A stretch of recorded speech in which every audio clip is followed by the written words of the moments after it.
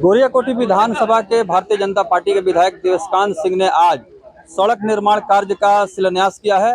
धार्मिक मंत्रोच्चारण के साथ विधिवत धार्मिक विधि विधान से पूजा अर्चना करके शिलान्यास कार्यक्रम का शुरुआत किया गया और मंच पर उन्होंने आम जनता को संबोधित करते हुए विकास के मायने समझाया और साथ ही साथ देश जो है प्रधानमंत्री के नेतृत्व में किस तरह से आगे बढ़ रहा है उसके बारे में भी इन्होंने खास तौर पर प्रकाश डाला और इन्होंने साफ तौर पर कहा कि सबका साथ सबका विकास का फार्मूला पर सरकार काम कर रही है और इसी के तहत जो है भारत को आगे बढ़ाने के लेकर के भारत के प्रधानमंत्री लोगों के बीच में जन समर्थन ले रहे हैं और जन समर्थन मिल भी रहा है। आइए हम बात करते हैं विधायक जी क्या कुछ कह रहे हैं। अभी उन्होंने मंच को संबोधित किया है। शिलान्यास कार्यक्रम सर अभी आपने किया, ये भिट्टी से लेकर जफरपुरा और जफरपुरा से लेकर भिट्टी तक का वहाँ पर जो है मतलब एस्टीमेट में दिखाया गया है। कितने दिनों से इसका जो है तैयारी चल रहा था?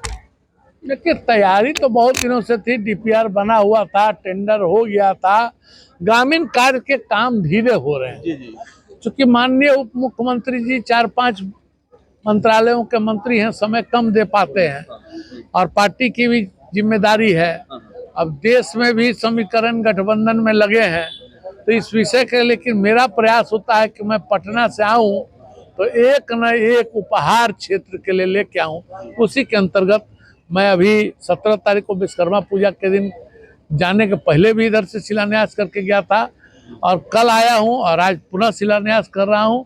फिर जाना है, फिर आने के 10 दिन के बाद शिलान्यास का कार्यक्रम चलता रहेगा। क्षेत्र की जनता की सेवा तत्परता के साथ की जा रही है, उसमें कहीं यह भ्रम किसी को नहीं होना चाहिए या कहीं भी किसी को यह विषय कोई समझा के नहीं समझा सकता है कि यह व्यक्ति विशेष, धर्म विशेष, जाति विशेष, ग्राम विशेष।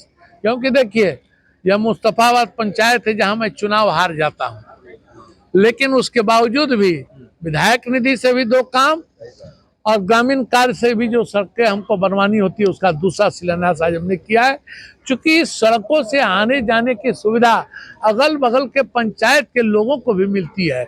जिस भिट्टी में भी मैं चुनाव हार गया था उस भिट्टी को भी यह जोड़ती है। भिट्टी से मुस्तफाबाद जैसे प्रमुख पंचायत के बाजार में आने का एक बहुत ही सुलभ रास्ता है, इसलिए इस सड़क का बनना बहुत ही अनिवार्य था। मैं शुभकामना यहाँ के लोगों को देता हूँ कि जल्द ही यह सड़क उनके सेवा के लिए उपलब्ध होगी। विधायक की अगर हम बात करें तो अभी जो है आप बता रहे हैं कि जहाँ से आप चुनाव हार जाते हैं प्रथम प्राथमिकता आपकी होती है कि विकास वहां पर किया जाए ताकि लोगों को अगर कोई नाराजगी हो दूर हो जाए। तो ऐसे में हम देख रहे हैं धरातल पर व्यवहारिक रूप से आप वही जगह पर ज्यादा मतलब काम कर रहे हैं जहां लोगों ने आपको वोट नहीं दिया है, लेकिन लोग कहते हैं कि भेदभाव ऐसा तो हो नहीं रहा है। नहीं, ऐसा मैंने कहा नहीं कि जहां हार जाता हूं वहां प्राथमिकता। मेरा काम 42 पंचायत है और आप मेरे विधायक निधि को जांच लीजिए और ग्रामीण कार्य की योजनाओं को जांच लीजिए। ये सारे काम उस स्तर से हो रहे हैं कि जो आवश्यकता पहले है और जो पहले सड़क टूट गई है, जैसे यह सड़क बहुत पहले बनी थी, विगत पिछले 5 वर्षों में 15 से 2000 के बीच में इसका कोई भी जीर्णोद्धार का काम नहीं हुआ, इसलिए प्राथमिकता में थी। तो इसमें ऐसा थोड़े है कि मुस्तफाबाद हार जाते हैं इसलिए पहले नहीं, यह सड़क सबके लिए उपयोगी है।